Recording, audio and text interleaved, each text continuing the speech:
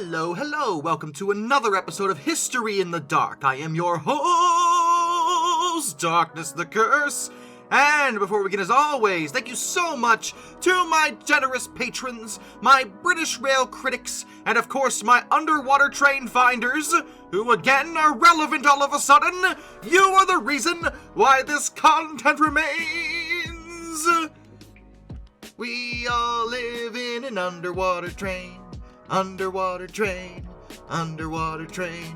We all live in, and today we are going to discuss, yes, more underwater trains. There are so many of these.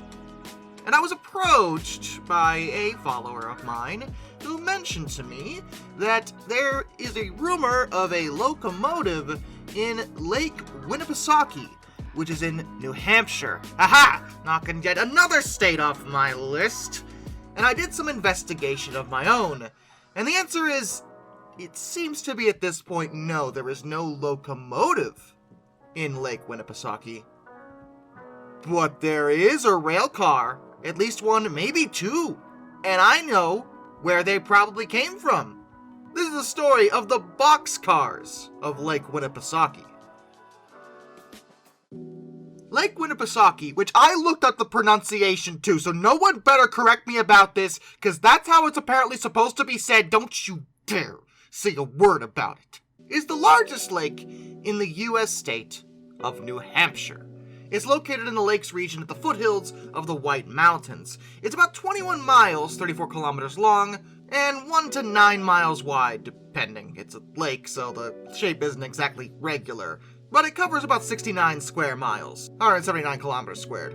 It has a maximum depth of 180 feet, 55 meters, which does make it not the deepest lake in the universe. That's still fairly deep, by our standards, but compared to some of the other lakes I've mentioned, it's really not that deep. And the lake actually contains 264 islands, and it's the third largest lake in New England overall, after Lake Champlain and Moosehead Lake.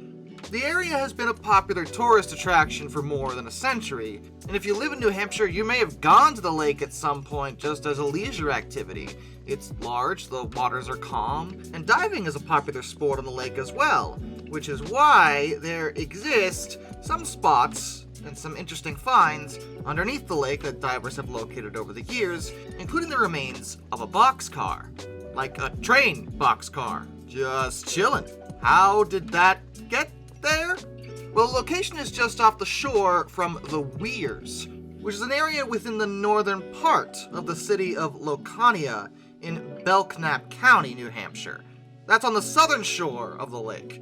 And as it turns out, there was actually a very major accident that occurred in that area way back in 1900, on September 15th.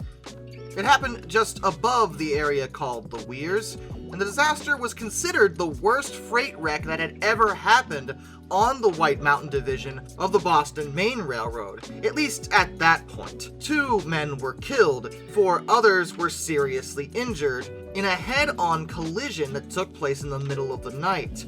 The locomotives involved were completely destroyed. They actually telescoped into each other, and the impact was so violent that it tossed the freight cars all over the place. It is believed that that is precisely where this boxcar initially hails from. It was likely involved in that accident and thrown into the lake. Now, even from this perspective, you might say, wait, the crash was violent enough to throw a rail car? Well, yeah. I mean, that's not impossible. And additionally, it may have been so badly damaged or so impossible to remove that they may have just put it in the lake anyway just to get it out of the way or something. It could have been put there too, just because they couldn't afford to move it. Like I said, the crash itself was a complete disaster, and the cleanup costs would have been very expensive. In fact, some sources theorize that the railroad may have intentionally dragged some cars deeper into the lake to not cause navigational hazards, as again, it would have been too pricey to actually pull them out, which, given the environmental standards of that time, the non-existent ones, that would have made sense for them to do that.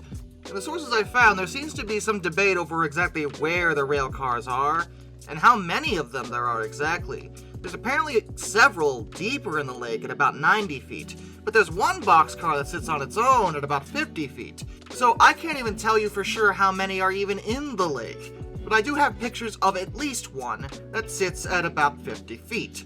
And it is in not good condition at all. I'm sure someone was going to ask me, hey, what if we raise these out of... No, we're not doing that. No one is going to pay to salvage any of this. That is not going to happen. A locomotive is one thing. It is not outside the realm of possibility that someone somewhere will be crazy enough to want to exhume one of these sunken locomotives. But locomotives are a lot different than boxcars.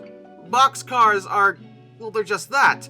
They're boxcars. They're designed to be pretty simple, and you could easily build one for not that much money.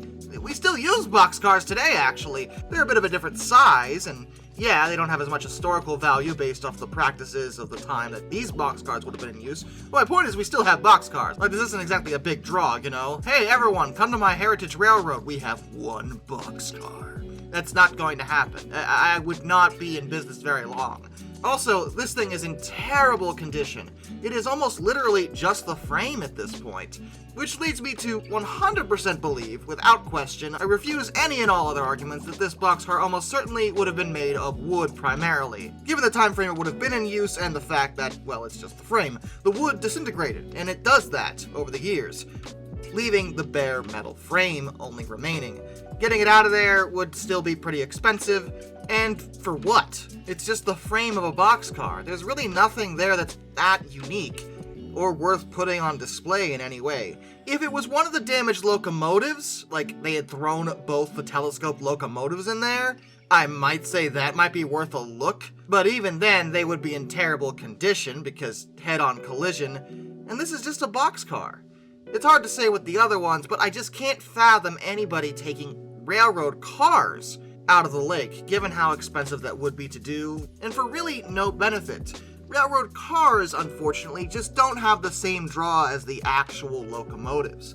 So even from a heritage or preservation perspective, it's not something I can see ever happening. They'll likely remain in the lake until they eventually turn to dust and become nothing more than a memory. But they are a curiosity for divers of the lake who enjoy mapping out and seeing exactly what's beneath the waves. So in a way, they're not exactly forgotten. And with that, a special thank you to all my underwater train finders.